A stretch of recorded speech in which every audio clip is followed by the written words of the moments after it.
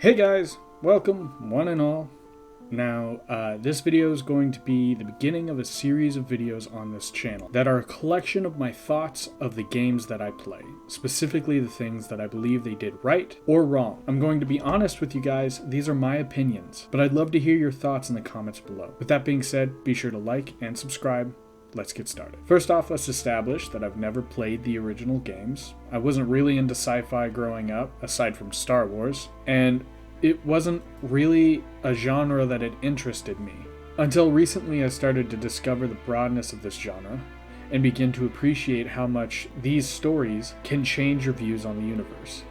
So if you think the legendary version of the game was bad, or I should play the originals and do a comparison video, let me know. I am curious as to how much they changed, but I really like these games, though I do have a few things that I believe they could have improved upon. Now then, let's start with the good things about this game that really impacted me as a player.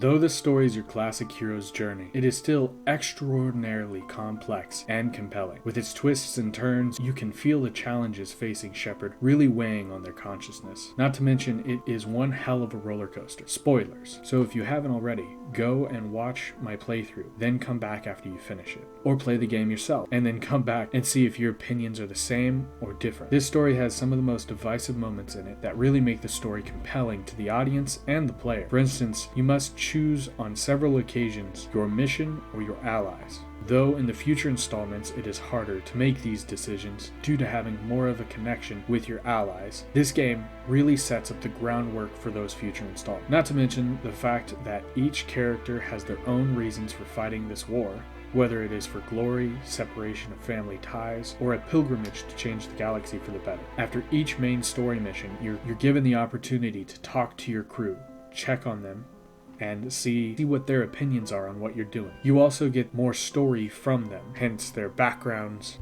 and side missions, which really adds to the weight of those decisions that you have to make. Moving on to the end of the game, the fact that you can quite literally talk the final boss into killing themselves is also an interesting take. It really shows that though Saren is the bad guy, he is also a victim to the Reapers, just as much as you are. It seems to me that the writers of the story wanted to twist a traditional ending to a hero's journey a bit, but it fortunately benefits greatly from it. Now Saren is a whole mountain to tackle. He is truly awful and power hungry, yet you can't help but feel bad for him due to it all being out of his control, and in the end he's being used as nothing but a pawn and a stepping stone for the real villains, the Reapers.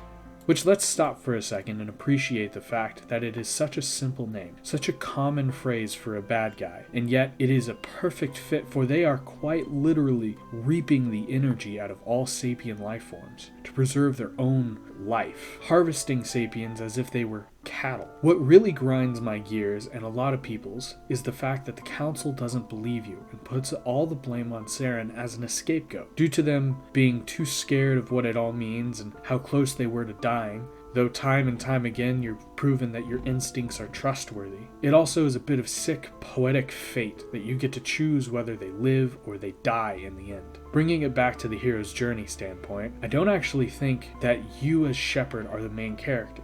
I believe if you're able to convince Saren to make that final sacrifice in the end, in a tragic way, he is the hero. His whole reason for joining the Reapers was to save the galaxy and beg the Reapers to spare those who were loyal to them. Though I won't spoil too much, he simply is following the footsteps of the Protheans, which really and truly changes the story from a hero's journey to a Greek tragedy. With that note, I think it's time to move on.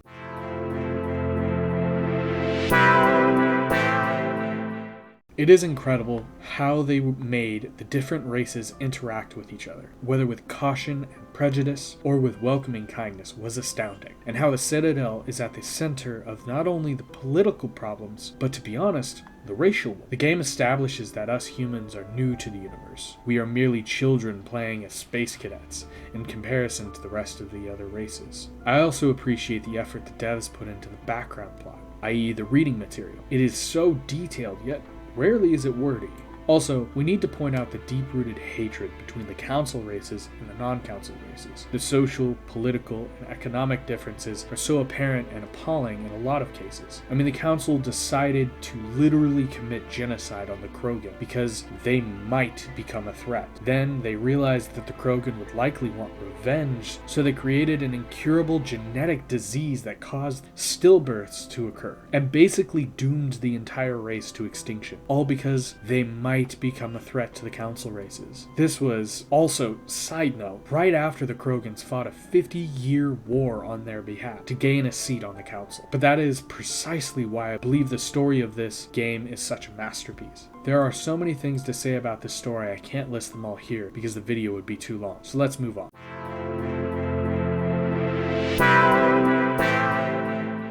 To say that the first time I played this game, I was expecting a boring, straightforward game would be an understatement. Never in a million years would I have been able to guess how much even the smallest choice would affect your gameplay. Not to mention the fact that even the mundane side missions would lead to crucial, heartbreaking decisions that could either leave you in tears or fisting the air. And spoilers, the side mission with Cerberus genuinely affected how I saw them in Mass Effect 2, and gravely affected my choices in that game. The other part is these choices are hard to make, whether you're to save your best friend or your lover, whether to sacrifice your mission or kill your companion. All of these choices affect you both in and out of the game. They are hard not to react to, though I sometimes like the fact that you don't have a time limit with these choices.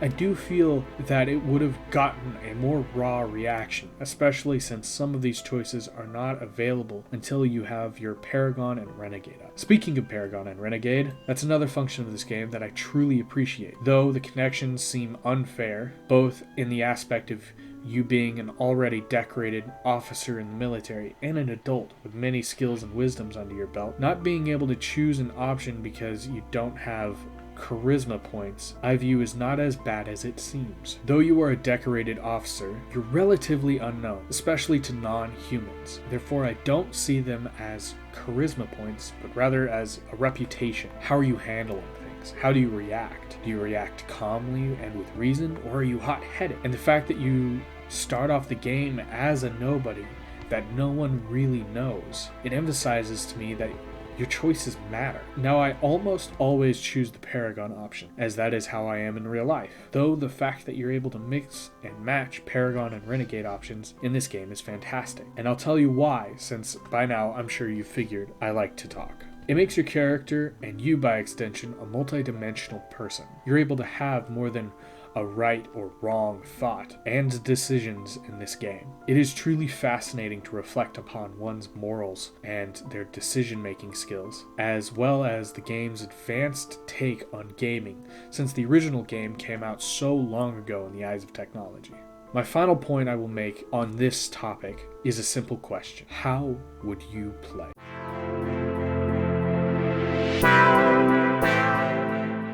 I really only have two discrepancies against this game, and it's the graphics and the gameplay. This game is old, but even with the remake graphics, it can be pretty rough, as well as kind of glitchy, especially when you're in the middle of combat. It sometimes will cause a visual glitch and that makes the enemies appear a different color in comparison to their companions, as well as just the occasional moment where you're in the middle of dialogue and your companion floats across the screen. Now the gameplay, it's not terrible, but man is it boring, and there isn't much spice to it. It's simple and not in a good way. Not to mention, I've gotten stuck driving that stupid car. Oh my god, I hated that thing so much, and the worst part about it is it's so much of the game, and it really and truly brings down the rating significantly for me. The controls are wonky, the graphics lag and wig out if you go too fast, and it's simply an unenjoyable part of the game. I am sincerely thankful that the other games have either no or a severe cutback on the driving.